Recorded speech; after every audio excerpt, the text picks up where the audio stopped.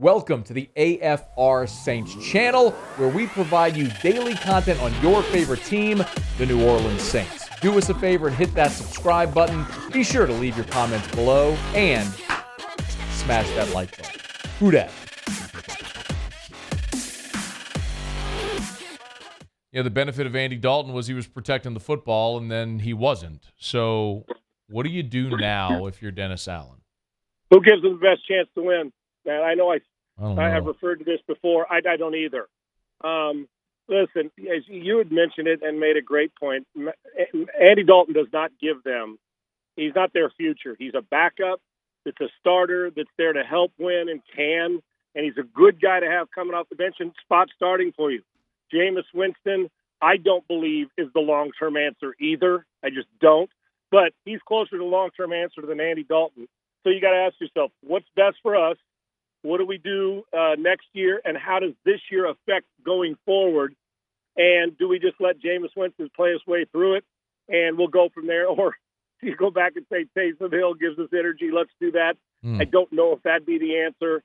But their future and their franchise quarterback and long-term answer, I don't believe is on the roster right now. It's just a battle back and forth. You may see both off and on throughout the season. May turn it over, pick sixes, put him in a bad bind. That's it. But when you come in like Cooper Rush did, even though he doesn't give you what the Cowboys did, you got to protect the football, which he did mostly. And the day he didn't protect it against the Eagles, through 3 picks, is the game that they decided to move him out and put Dak Prescott back in, which they were going to do anyway. So, I'm not sure that either guy is a playoff quarterback right now because the NFC is not very good, and I'm not sure how that division is going to shake out because Tampa's not good either, and Atlanta's, I guess, improved, but they're not very good. They're not a big playoff team. So I would imagine Jameis is going to get more snaps the rest of the year. But as far as future goes, I think they need to find themselves a future quarterback, one that's a franchise guy. Man, and I don't, with a lack of draft capital and the cap situation being what it is, I don't know how they do that, Sean, but that's a different question for a different day.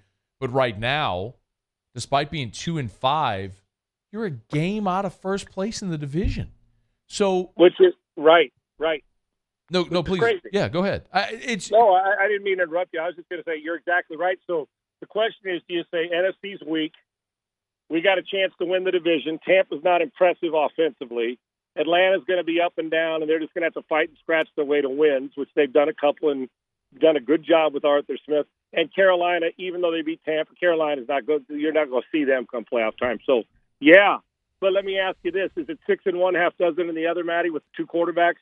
Is it we're going to get some good play one week, and we're going to get some inconsistent play the next week? We're just going to hopefully we can gut it out, and our defense will get better, and we won't put our offense won't put our defense in a bind by turning the ball over. And then bingo, whoever the hot hand is. I think that, and I don't usually subscribe to that. I don't. But if you don't think either one's the future, then you got to go with the guy and say, who's going to quit making the most mistakes? And if you think one of them's your future, play him.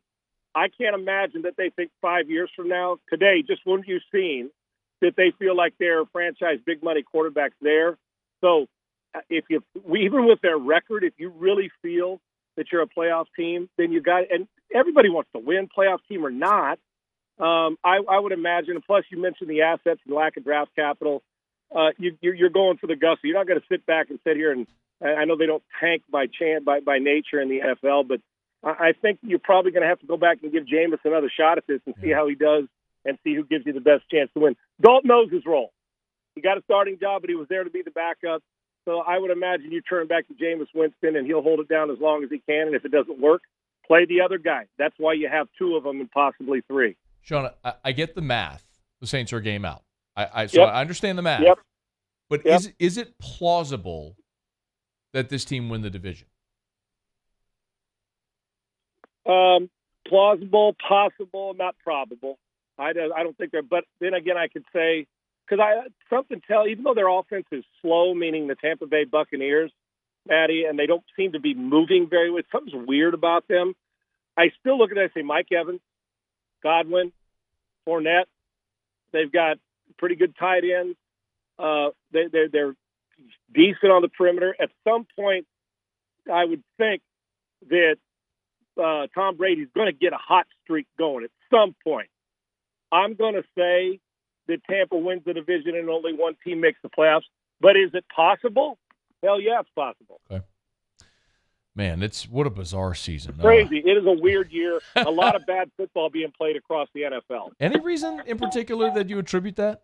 Well, I think in the past we always say that a big reason why is because of lack of training camp. And it's more now than ever, Matty. It is. It's more now than ever for the simple reason is that they don't practice enough. They don't play in games. But it's even gone beyond that this year. We're seeing guys they can't tackle. Good teams can't tackle. Missing open receivers, a lot of drop balls. In certain places, great quarterback play. In other places, extremely average. So training camp has to have something to do with it. And it seems like technique's taking a back seat to being on SportsCenter's top 10 on both sides of the ball. And the quality of play is as bad as I've seen it in 2 decades. Overall, when you talk about the teams in the middle and the teams at the bottom. Hey, thanks so much for watching. Please leave your comments. I love to interact. And be sure to hit the red subscribe button below.